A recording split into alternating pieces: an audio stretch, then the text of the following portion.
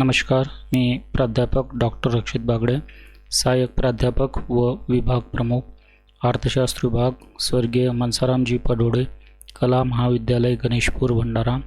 आज आपण भारतीय अर्थव्यवस्था BA भाग 3 सेमिस्टर 5 मधील अर्थशास्त्र विषयाचे राष्ट्रसंत तुकडोजी महाराज नागपूर विद्यापीठाद्वारे निर्धारित अभ्यासक्रमातील घटक 2 मधील कृषी विपणन आणि शेतीविषयक किंमत धोरण या टॉपिकचा अभ्यास करणार आहोत।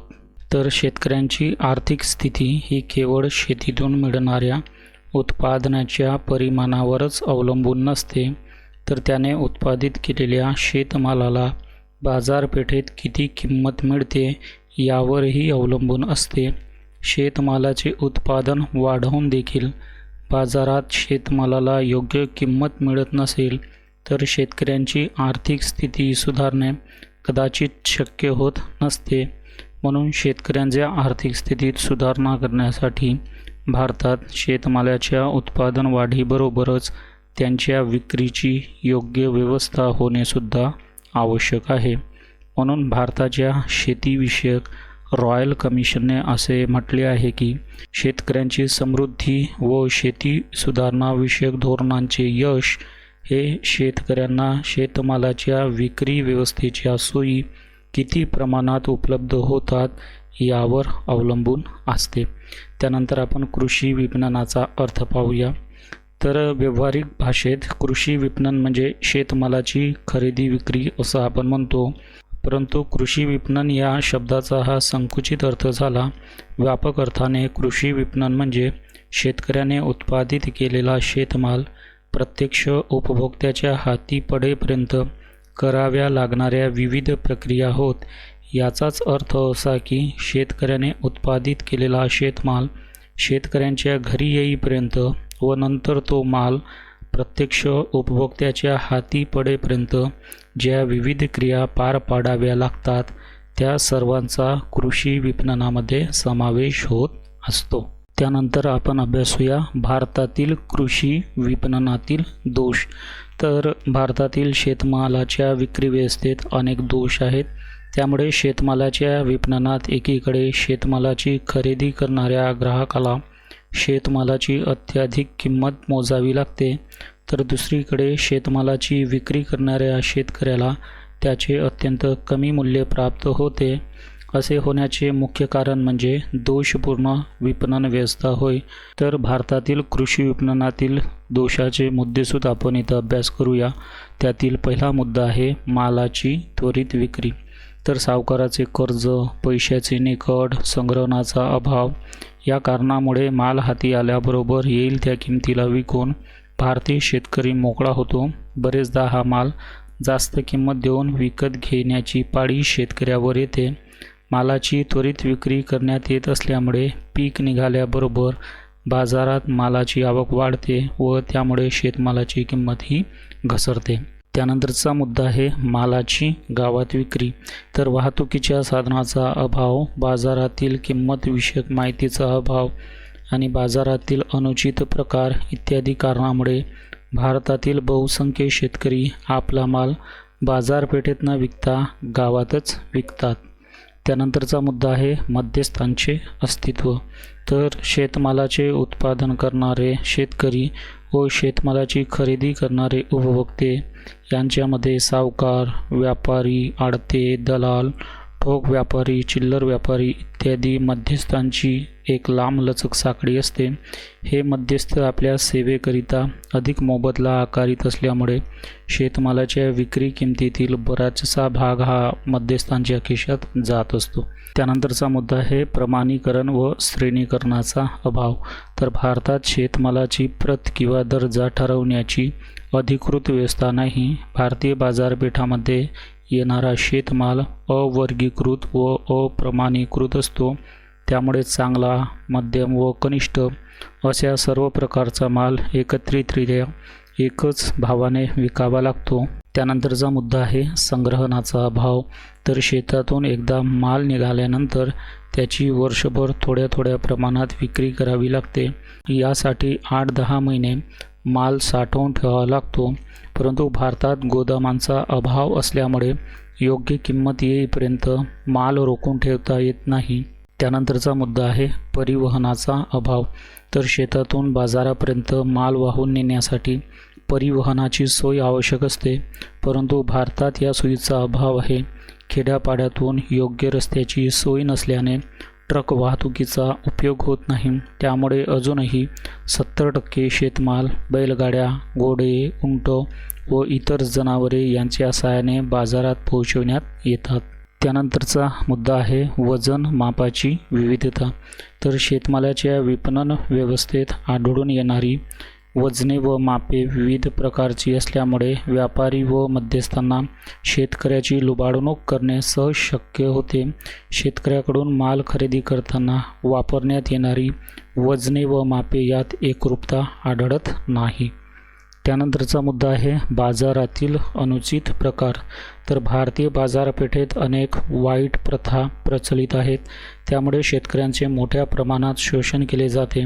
उदाहरणार्थ जकात, नाका, अडत, दलाली, हमाली इत्यादी रूपाने शुल्क घेणे, धर्मशाळा व देवस्थानाकरता देणगी वसूल करणे, नमुन्याच्या रूपाने बराचसा माल काढून घेणे, सफाईदार व चौकीदाराचा खर्च कापून घेणे, प्रमापित वजनापेक्षा जास्तीचा माल शीग म्हणून घेणे, बाजारातील कर्मचाऱ्यांनी आपली बक्षिशी म्हणून रक्कम कापून घेणे इत्यादी अनुचित प्रकार शेतकऱ्यांच्या अज्ञानाचा गैरफायदा घेण्यासाठी सर्रासपणे सुरू असतात. त्यानंतरचा मुद्दा आहे संघटनेचा अभाव. तर भारतीय शेतकरी अशिक्षित असून ते निरनिराळ्या खेड्यात विखुरलेले आहेत, त्यामुळे त्यांच्यात संघटना नसते. याशिवाय विविध जाती, धर्म, रीतिरिवाज यामधील भिन्नतेमुळे ते एकत्रित येऊन संघटना तयार करू शकत नाही. त्यामुळे साहजिकच त्यांची सौदाशक्तीही कमी असते.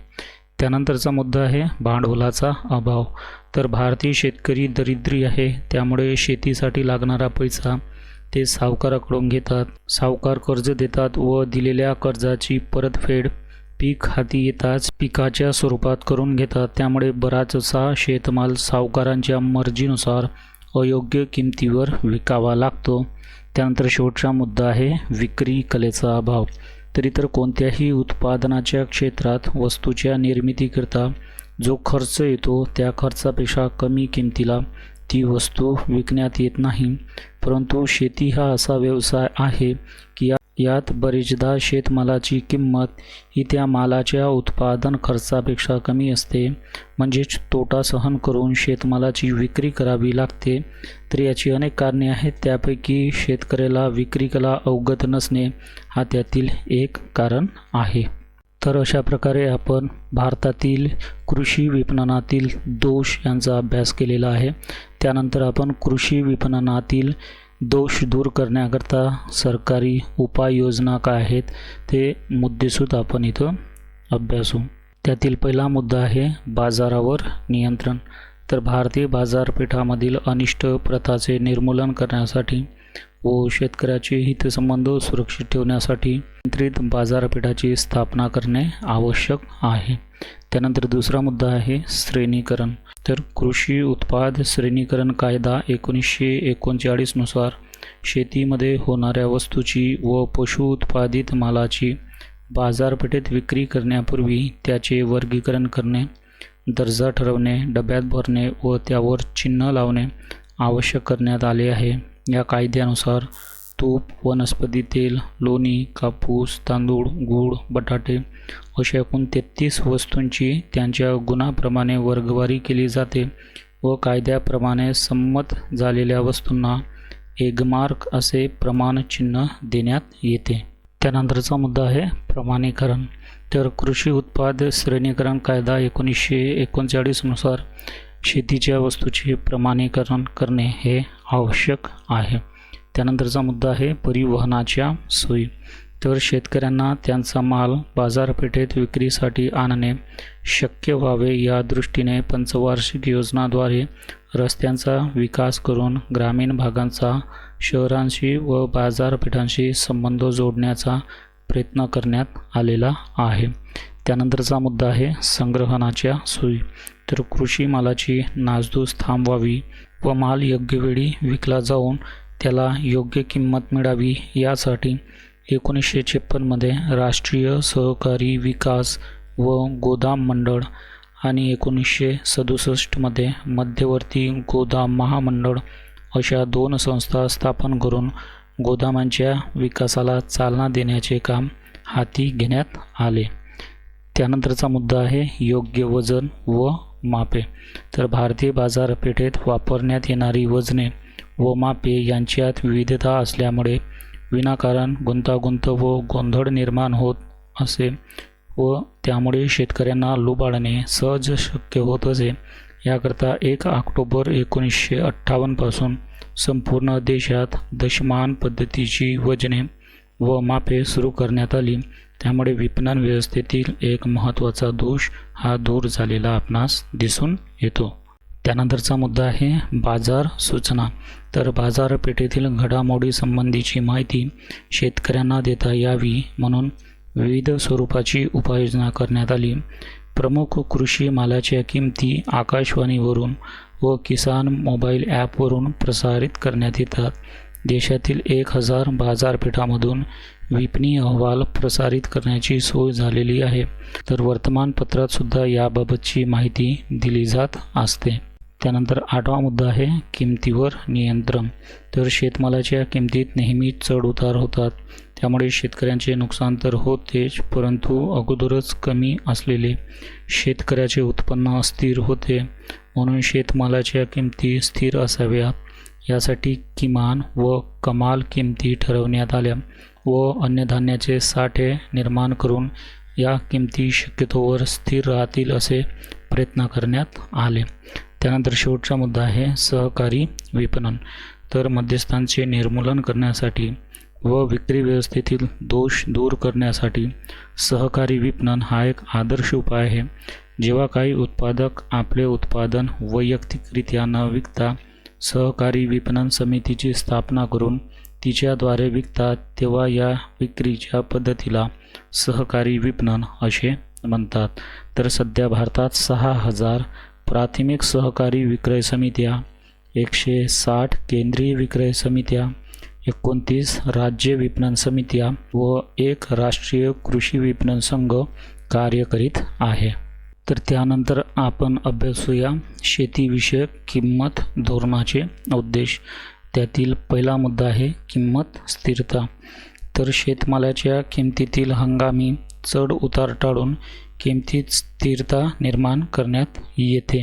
त्यानंतर दुसरा मुद्दा आहे शेतकऱ्याला लाभ.